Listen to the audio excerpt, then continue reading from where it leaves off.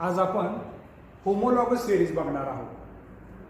Homologous series बघण्या अगोदर एक example आपण बघूया. अल्कोहोलचा फंक्शन ग्रुप कोणता?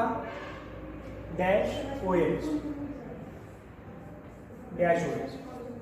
या डॅश ओ एच फंक्शन ग्रुपला आपण CS3 ऍड करूया. या कंपाऊंडचं नाव काय तयार झालं? Methyl alcohol. CS3 म्हणजे मिथाइल, डॅश OH म्हणजे अल्कोहोल, मिथाइल अल्कोहोल. दुसरा इथाइल अल्कोहोलचा फॉर्म्युला लिहूया. CS3 CH2 OH, ethyl alcohol.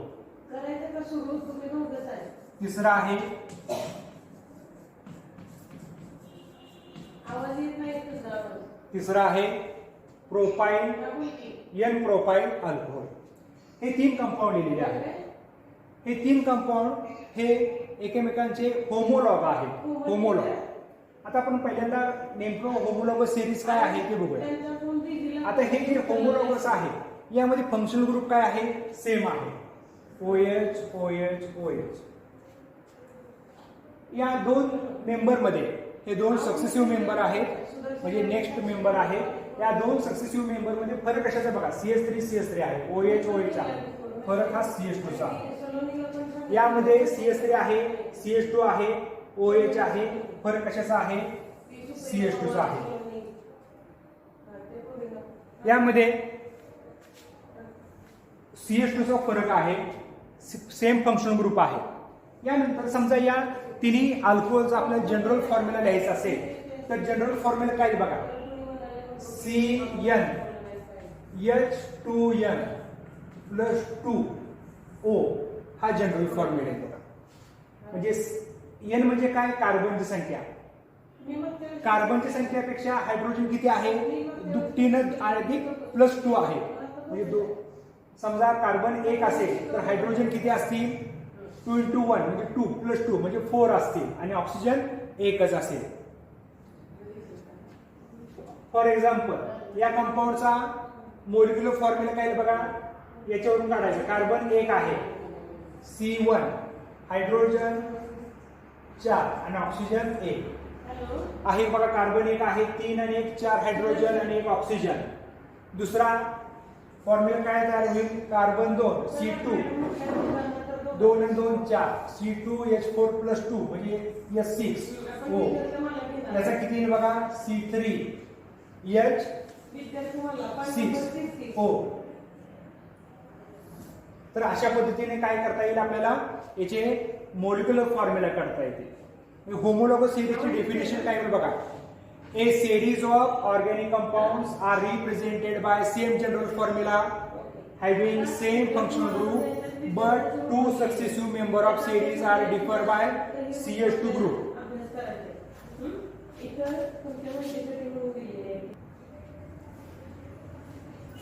Homologous series याची डेफिनेशन काय बघा. A series of organic compounds are represented by same general formula having same functional group but two successive member of series are differ by CH2 group. या CH2 ग्रुपचं नाव आहे methylene. आपण definition लिहूया.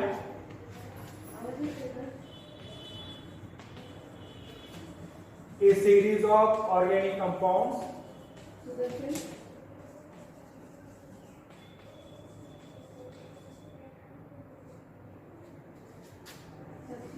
are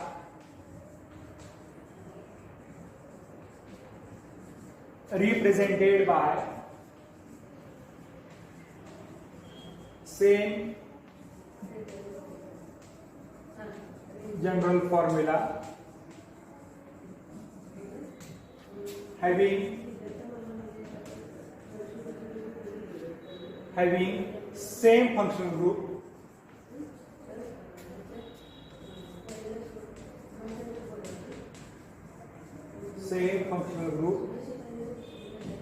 but two successive member of series two successive member of series are differ by CH2 group.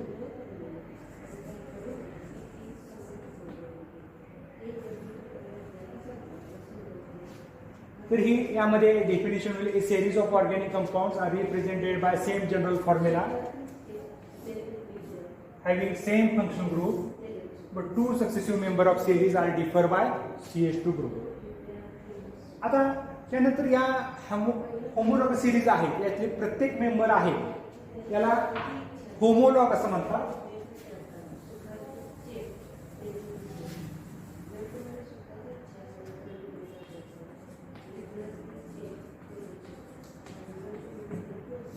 याला homolog म्हणतात. आणि ह्या homologue जी series आहे यांच्यात आपण प्रॉपर्टीज बघूया. Properties of the homolog series. होमोलॉगचा स्पेलिंग बघा आणि होमोलॉगचं GUE इथं GOUS. Each member of series is called as homolog आणि ह्या सिरीजचं नाव आहे होमोलॉगस सिरीज. जी प्रॉपर्टीज बघणार आहोत होमोलॉगस सिरीजच्या यामध्ये जे डेफिनेशन मध्ये प्रॉपर्टी आहेत त्याच 3 प्रॉपर्टी पहिल्यांदा आहे. Homologous are each homolog is represented by same general formula. ही पहिली प्रॉपर्टी आहे. Same general formula. सेकंड आहे having same function group. having same functional group.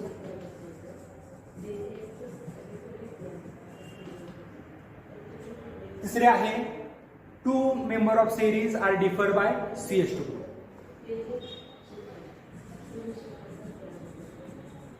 differ by CH2 group. समजा आपण ह्या होमोलॉगस जे मेंबर आहे होमोलॉग सिरीजचे होमोलॉगचे समजा मोलिक्युलर वेट डिटरमाइन केलं तर मोलिक्युलर वेट मध्ये कितीचा फरक येईल तर त्यासाठी फक्त ह्या CH2चं वेट काढायचं. कार्बनचा ॲटॉमिक नंबर हा 6 आहे, ॲटॉमिक मास 12. हायड्रोजनचा ॲटॉमिक मास आहे 1. CH2चं किती होईल कार्बन 1 हायड्रोजन 2 म्हणजे 14 units. All homologues are differ by 14 units. म्हणजे बाय मास काय होईल 14 युनिटने काय असतील त्यामध्ये डिफरन्स असेल. जर जसं आपण होमोलॉग सिरीज मध्ये नेक्स्ट मेंबर मध्ये जाणार आहे ते मोलिक्युलर वेट 14 युनिट्स काय होईल वाढत जाईल. So these are the first 3 properties. Next property if compound contain same functional group then there chemical properties are identical. Homologs show identical chemical properties. Identical chemical properties.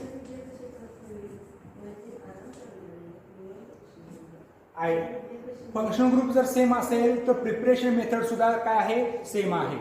Each homolog is prepared by same chemical method.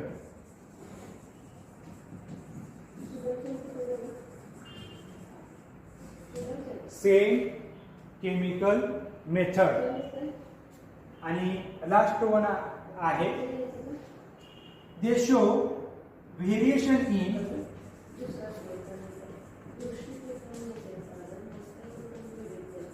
physical properties. They show variation in physical properties.